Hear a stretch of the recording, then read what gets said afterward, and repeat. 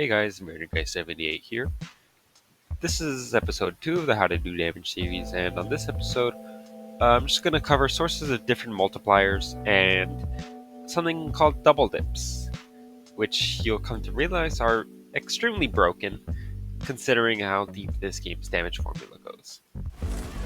One of the biggest double dips in the game, probably one of the most well known, is Fish and Unleash the Dragon. And in the clip that I'm showing you right now, that's a level 1 fish. It does 130 damage on the cart. I did the math. The dot from the Unleash the Dragon is like 2 billion damage. How? Well, starting off from yesterday, we had a lot of different multipliers. You saw I was using Terror and holding a Guardian Angel. That's kind of where the bulk of the damage came from. And these are sources of V1 and V2 that every class has access to, which is what I'm still talking about right now. Non-class specific boosts. So you can see here your sources of V1 and V2. Look at them. These are different multipliers to some other things. And of course, that means you want to mix them together. Get everything multiplying. Small numbers in this game that are separate tend to make a bigger number that goes up faster than just adding a bunch of big numbers to one attribute.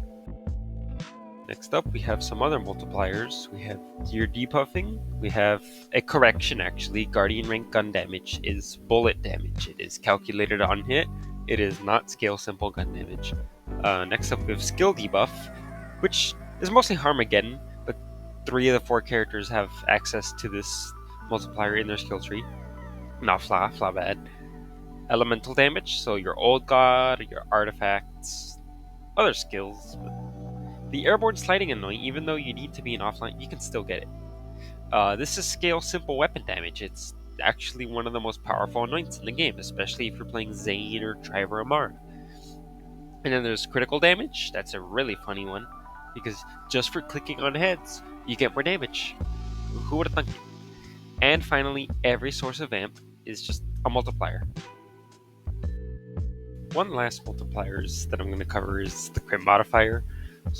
And here the manufacturer crit bonus is not the one you see on the class mods, so like Atlas critical damage. Those are just regular skill. They're just bigger. But one thing to note, the KOs and crit penalty is fake. It doesn't work.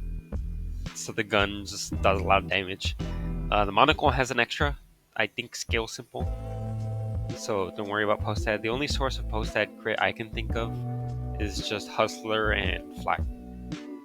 But basically every crit boost from Gears scales. Just pay attention to this. Hyperion has 5%, Jacobs has 10% manufacturer bonus. So earlier I alluded to bonus elements as a form of pseudo multiplier. And here I'm just showing that I have a few guns with bonus elements, one with splash, one without splash. And the reason for that is that splash damage does not affect bonus elements ever. So as you can see, my Breath of the Dying is just doing 30k on body shot because corrosive on flesh is being factored in. And then when I shoot the bonus element, 100% bonus element, 81,000. The next 2 mags anointment does keep the damage source, so if you shoot something with the Breath of Dying, it keeps the orbs and gets weapon type boosts. And you can see here it's just based on 100%. It's a pseudo multiplier because it can scale with gun damage. Here I have something with splash, the ogre, and without any splash boosts, same deal. 100% bonus element, the same numbers, cryo and non-elemental. So here I add in an ASE 50. And sure enough, you'll see 50% damage. But the deal with ASC 50 is that it also does not get weapon type V2. It does not get weapon type V2. It's always bullet damage.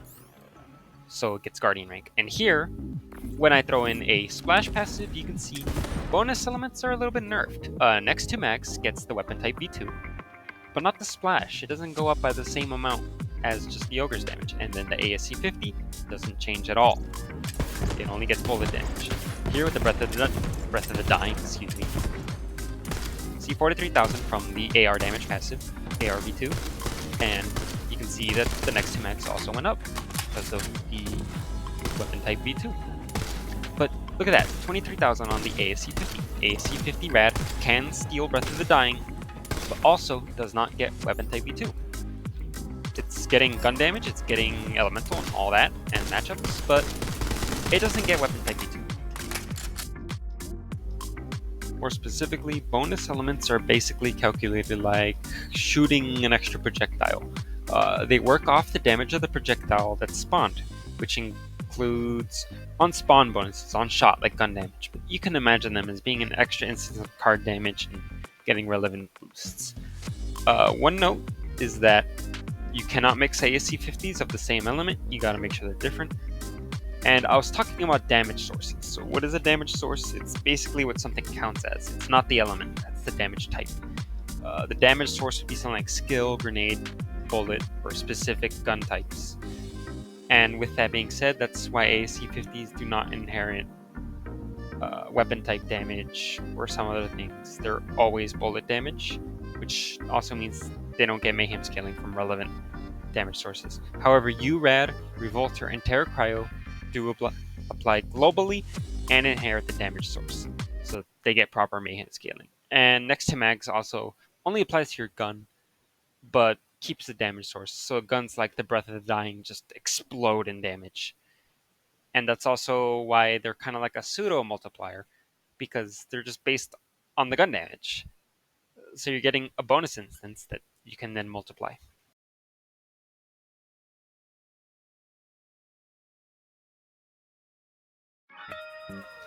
Now it's time for the big part. You want to learn how to do a lot of damage. Well, that's where double dips come in. So, what's a double dip? Well, a double dip is when something is based on damage dealt, something that already gets formula, and then it works off that damage and gets formula again. Exponentially. It can happen n amount of times. It can happen over and over again.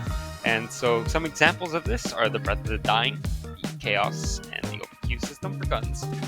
Hollow Point is just ridiculous. You can kill pretty much anything in the game just because it's based on overkill and then gets stupid boosts.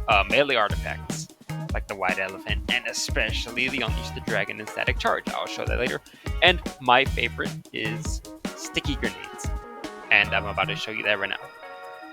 So I'm doing this in post, but I can't even see the clip because this recording software sucks. But here, I'm showing that just off the grenade alone, it's double dipping the elemental modifier from the flesh on the elemental matchup. That's being double dipped, and some 0.86 term, I don't know where it's coming from. But the damage just grows stupidly high with these grenades. The next clip I put on a 150-90 Psycho Stab for the 150% V2, and that just gets further double dipped.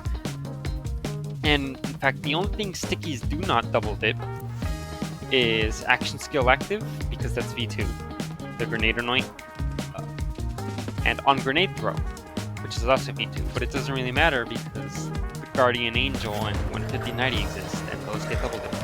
And also Splash. Splash only applies once to fixatives, so you're better off getting every other element. Grenade damage, and the damage just explodes anyway. Your debuffs, everything. Not bonus elements, they don't work too well. It's ridiculous what these grenades can do, and there's a lot of other examples of double dips out there. So here you can see the damage just explode with the Guardian Angel. I've one-shotted true trials with these things. On pretty much anyone, and maybe not on Zane as much because he doesn't have much formula, but they're ridiculous. I'll link in the description a source to a general damage formula doc from the official Borderlands server. Way more knowledgeable people there.